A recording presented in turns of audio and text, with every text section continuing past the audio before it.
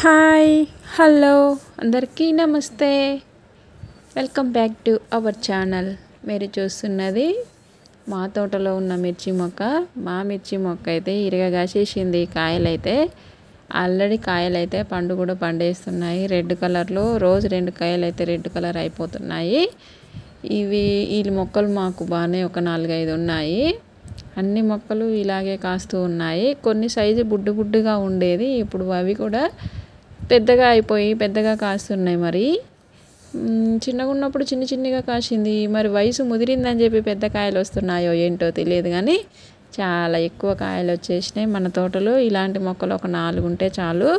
మనం ఏదన్నా కూరలో పచ్చికారం వేసుకోవాలనుకుంటే ఇవి తెచ్చేసుకొని వేసేసుకోవచ్చు. ఇక సొరకాయలో పచ్చిమిర్చి కారం వేసుకోవాలనుకున్నా, ఇలా గోంగూర పచ్చడి చేసుకోవాలనుకున్నా, గోంగూరలో పచ్చిమిర్చి వేసి వండుకోవాలనుకున్నా, బీరకాయలో పచ్చిమిర్చి, ఆనియన్ ఎగ్గులో పచ్చిమిర్చి, ఇలా ఏ విధంగా అయినా మనం ఉపయోగించుకోవచ్చు. ఈ మిర్చిని మనం ఉప్మాలో తాలింపులోకి వేసుకోవచ్చు, ప్లస్ పప్పులో తాలింపులోకి వేసుకోవచ్చు.